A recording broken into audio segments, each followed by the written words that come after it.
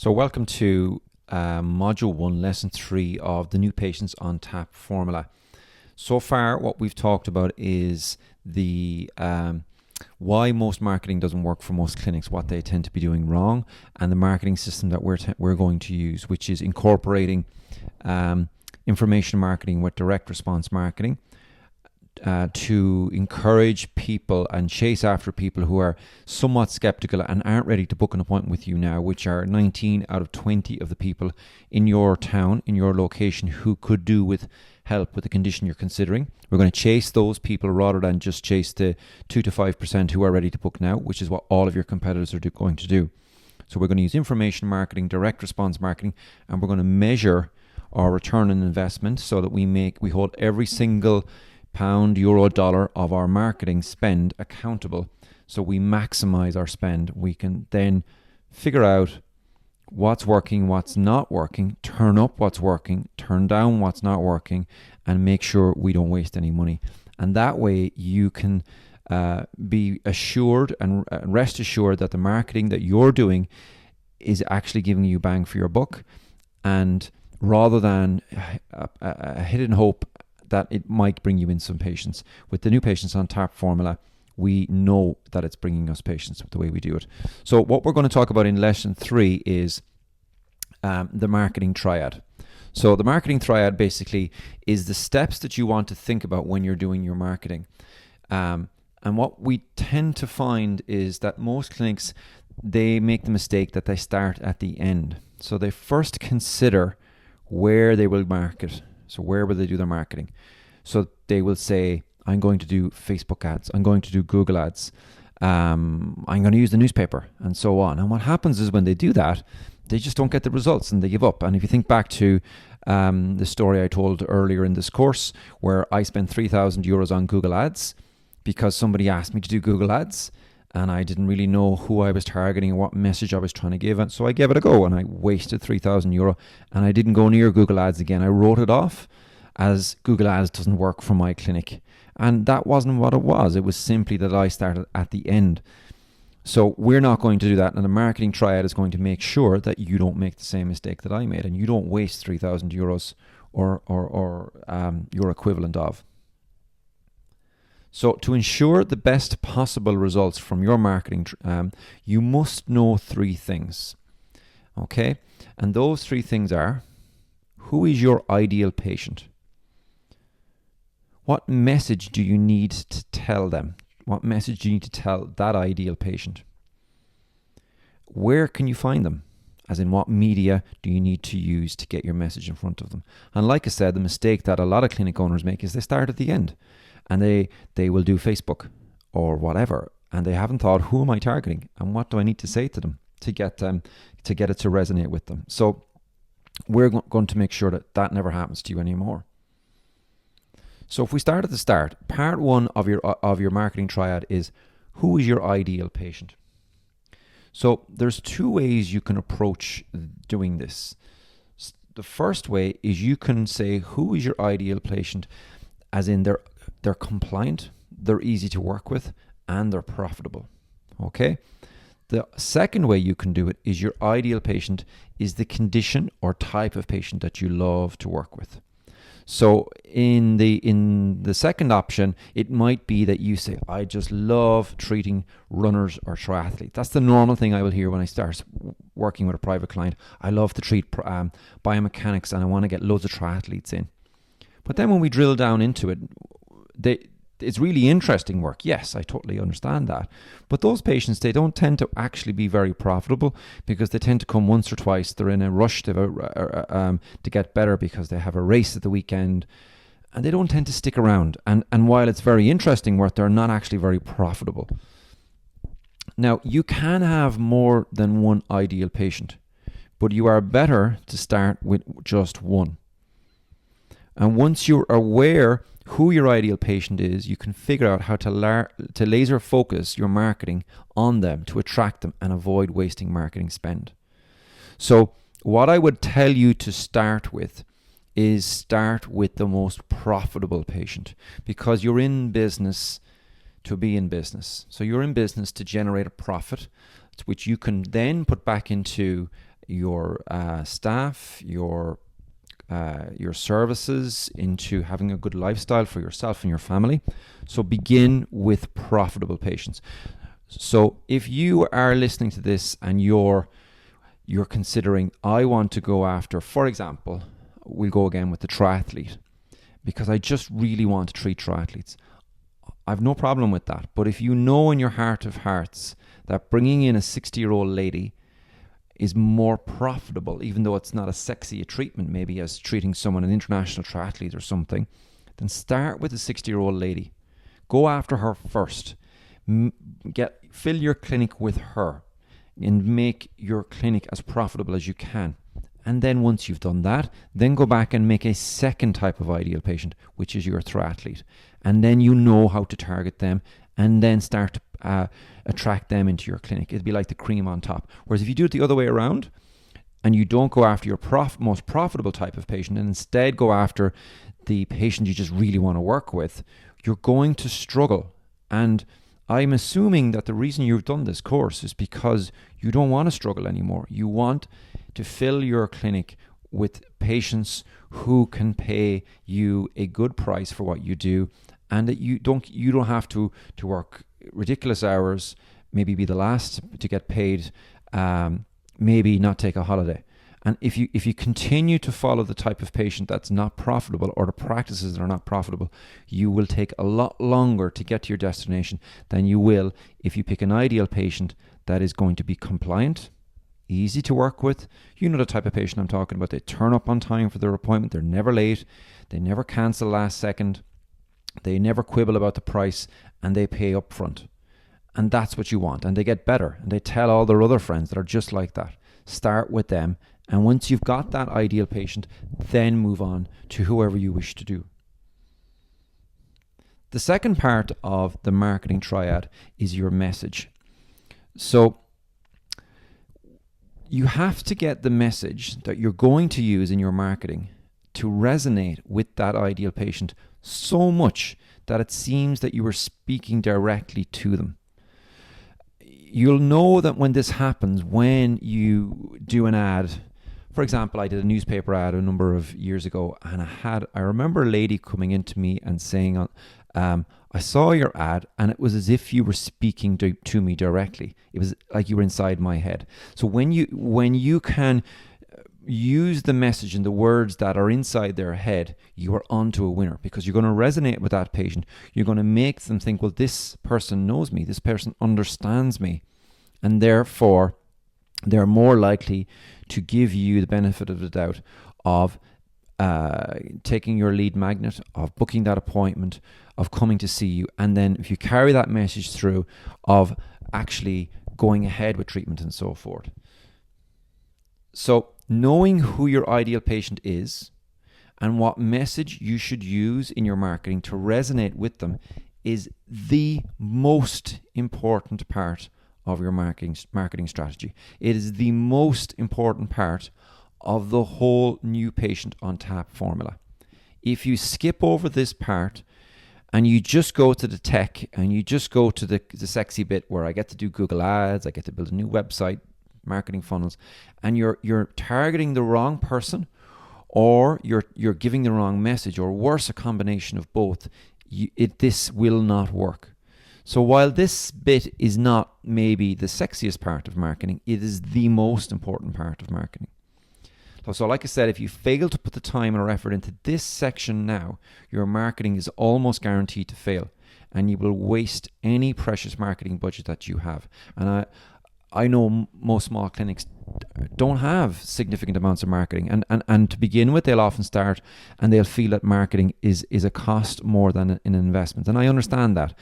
And it takes time for you to see that your marketing is giving you a return on your investment, that you kind of change that mindset. Well, it's not actually a cost, it's more of an investment in my business.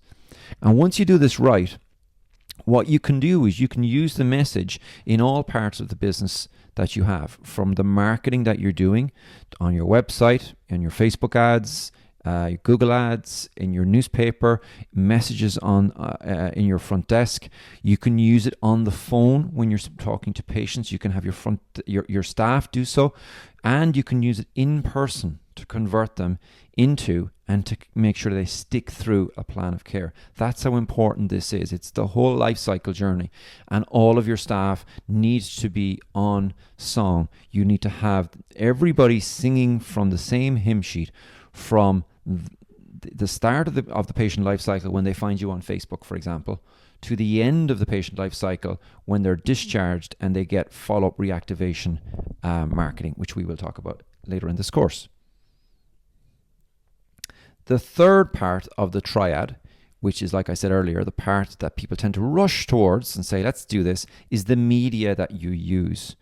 Okay? So once you know who you are targeting, and once you know what message will resonate with it is who you are targeting, you then present that message in front of them wherever they are, i.e. whatever media they're using. Okay, so when we say media, we mean where you actually do the advertising. Is it in the newspaper? Is it on your website? Is it on Facebook? Is it in the local bingo hall? And so forth. So for example, if your ideal patient is a runner, the media you would use would be a running magazine. Or if you're going to use Facebook, you might target a particular running page. So if I'll give you an example how this doesn't work, and I did it myself. I wrote a really good running newspaper ad, and I put it in the paper that I always use, the local paper, and that is just works well. It's my ideal patient. We got nothing, zero, not a single reply, not a single penny. And afterwards, I kind of realized I hadn't taken my own advice, because my ideal patient wasn't a runner. My ideal patient who reads that paper is a lady over 60, and she's not running. She's not reading that paper. The ad, nothing wrong with the ad. The message was spot on for that ideal patient, which was a runner. I just had it in the wrong media. So you can see the importance of doing this correctly. Likewise, there would be no point in trying to attract my ideal patient with advertising in LinkedIn. She's not on LinkedIn. Neither is she on Twitter. So this is why it's so important that you know and you think about who your ideal patient is, and you think about what message is going to resonate with them. So that will then tell you, especially part one, will tell you where they hang out. Are they on Facebook? Are they on Instagram? Are they on whatever the latest social media is that at the time you're watching this? So by using these three parts of the marketing triad together, you can use your limited marketing budget to laser target the type of patient you want to fill your clinic with. And remember what I said, you can have more than one type of ideal patient, but you begin with one. So you'll start to fill your clinic with that one most profitable type, and then you'll move on to maybe another type. So it might be condition specific. You might say, I want to fill my patient with fill my clinic rather with patients who have low back pain. So I'm going to write a low back pain ideal patient, and what will resonate with them. What did they say when they come in? How is it affecting their life, and so forth. Then once you've done that, you then may decide to go and do a second one for ankle pain or heel pain. And again, same concept. And you will just find out where they are and go from there. This will mean that you will avoid any waste and allow you to scale your business faster. So you won't end up like me, spending €3,000 on an ad and not really knowing if you made any money from it. Therefore, don't spend any more €3,000. Whereas with the new patients on tap formula, and in my own clinics and in my clients' clinics, when they spend €100 on Facebook, they will know how much money they made from that ad. So if they make €200 back or $200 back, then the following month they can make a decision. I'm going to spend £150 and I'm going to therefore make 300 back. And they know they can scale this. So as this course will teach you, as you measure your marketing results, your return on investment, you can turn it up and you can turn it down as required, like a tap, hence the name of the clinic. At the time of recording this, it is it's 6 months past the height of the coronavirus, and in my clinic we were closed for about 10 weeks, and when we came back it was bananas busy. I mean, we got so busy, my staff came to me and they asked me, and the word they used was, can you turn down the marketing? Because they knew that we had a marketing system that we could turn up or turn down as was necessary. So that's my desire for you, having gone through this course, that you implement these steps here that we're giving you through this course, and you will be you should end up in the same situation. So we have some homework for you, okay? That's not too hard. So task 1 is I want you to write out your avatar for your ideal patient. So when I say avatar, just a description of your ideal patient. So you imagine who they are, and you post it in the Facebook group. So in the private Facebook group that comes with this course. So if you want to, you can find my own clinic's ideal patient avatar where you're watching this video. Okay, so you feel free to take inspiration from it, copy it if you wish, I don't care. But if it's not your ideal patient, well then it's probably not best not to copy it. Now, my ideal patient, her name is Noreen. Give your ideal patient a name. Noreen was an actual patient that came into my clinic, and she came in and she was in her mid to late 60s. She had no mortgage. She had plenty of spare cash. She would fly abroad to see her kids who were living abroad. She would go to Spain twice a year. But she had a bad foot pain. That meant she couldn't go walking downtown. She couldn't really go and see her son who lived in London, because she couldn't really go for a walk with him around because of her foot. Noreen was very skeptical. She'd spent a lot of money. And in fact, the day she came in with a corn on her small toe. And at the end of the appointment, I said, is there anything else giving you problems, Noreen? And Noreen said, actually, I have this. So I had explained to her what was going on, and I said, you might need orthotics. And she laughed. She opened her purse, this is no word of a lie, and took out a Ziploc bag. And in the Ziploc bag, she had 6 different pairs of orthotics from 5 different clinics. So to say Noreen was skeptical of what I could do was an understatement. So this was the perfect patient, because if I could fix Noreen, if I could attract that patient who was out there, and there's many of her where I'm living, and I could attract Noreen to come to my clinic, and I knew I could fix her, then, and I could convince her with my message to give us a go, then I could fill my clinic and be profitable. And that's exactly what I did. That's exactly what I did. So the avatar that you'll find where you're watching this video is exactly the avatar I used to build my business to one where I went from a situation where I was working probably 40 to 60 hours a week, 7 days a week, doing accounts and everything at the end, unable to pay myself over Christmas for 3 or 4 years in a row, unable to take a holiday for more than a week at a time because it was so dependent on me, to one where at the time of recording, I haven't treated patients for 6 months. I've taken a 6-month break from it. I have a practice manager running my clinic, and our turnover has increased by about 8 times.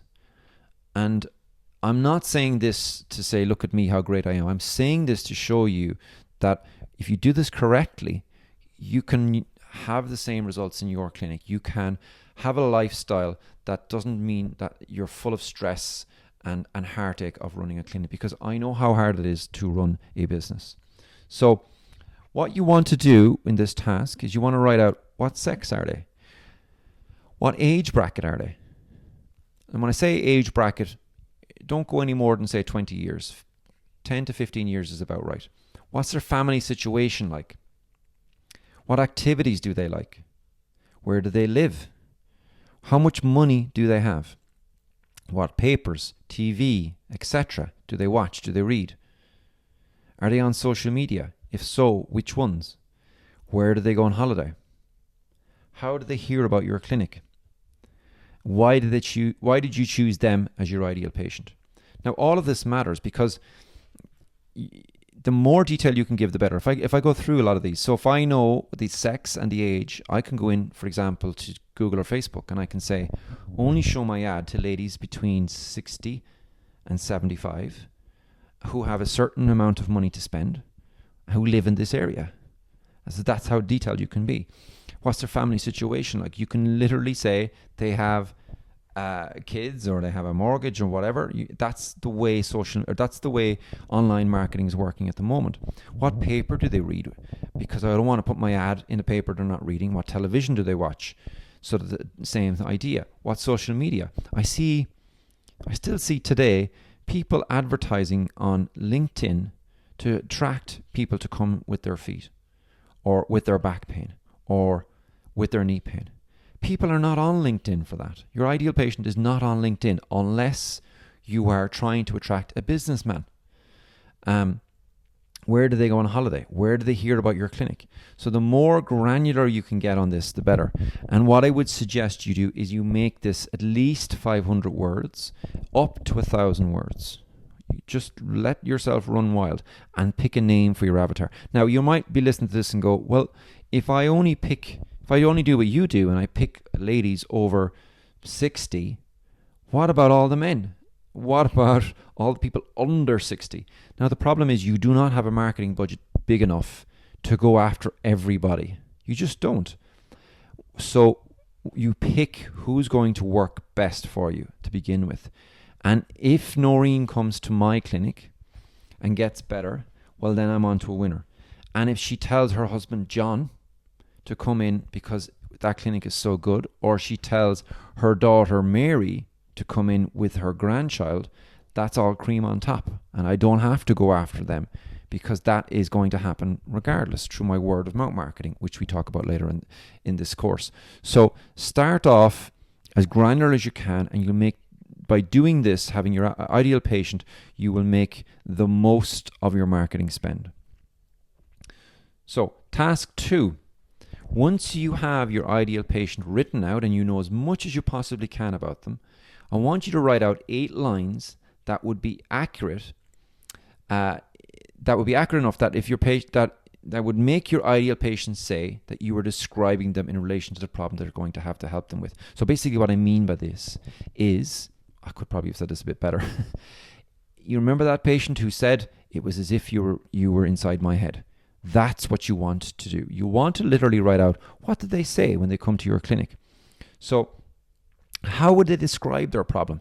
So if the patient comes in and it has, as an example, Achilles tendon issue, they're not going to say, I have an Achilles tendinosis of whatever level. They're going to say, I have stiffness at the back of my ankle. And that's when you write that in your marketing, they're going to go, yeah, that sounds like me. What other treatments have they had? Have they been to other clinics and been disappointed? Have they been told that they need to have surgery? Have they been told that there's no hope for them and that they need to use painkillers for the rest of their life? All of those are things that you can use that would resonate with that ideal patient. And if it resonates, then when you put that down in your marketing, as you'll see now in the next modules we go through, they will start to resonate with it. Therefore, they'll take attention to what you have to say, and they're more likely then to enter your marketing funnel. What is the history of their problem? What phrases do they use to explain their situation to your team? And a trick I have found with this is you ask your receptionists. So you in a meeting, you bring all of your staff in, you read out your ideal patient, explain to them what you're trying to do, and you ask them, what does this person say when they call you on the phone? Because they'll talk differently to the receptionists than they do to the clinicians. They will describe it differently. They will come in and they will sit in the waiting room, and if you have a good chatty receptionist, they will just open up to them. And the phrases and the terminology that they use, they're normal words. You literally just write them out, and that's what you're going to use inside of your marketing. What are the barriers that they have to proceeding with treatment? Because they have barriers, because otherwise they would already have come and seen you. They wouldn't be in that 19 or 20. They'd be in the 5%. So the barriers might be, I don't trust medics anymore. I've spent a lot of money on my back pain and I'm not any better. Or like Noreen, I have a bag of orthotics, none of which work. So that's task 2. So what we want you to do, okay, is post your ideal patient and the message that will resonate with them in the Facebook group and we will give you feedback on it. We'll give you help. So type it up, like I said, both sections, do them in 2 parts. So the first one, at least 500 words, okay? If you go up to 1,000 if you can, put it in and we'll give you some feedback of what we think. And other members of the course, other members of our group, of our coaching group, and people who've gone through this course before, will give you some help with this. And what we'll be doing in the next sections of this course in modules 2, 3, 4, and so forth, is we'll be using what you've done here in part 1, working out who your ideal patient is, what message that resonates with them. We'll be using that to write the copy that you're going to use in your marketing wherever your ideal patient hangs out. So we'll see you in the next video.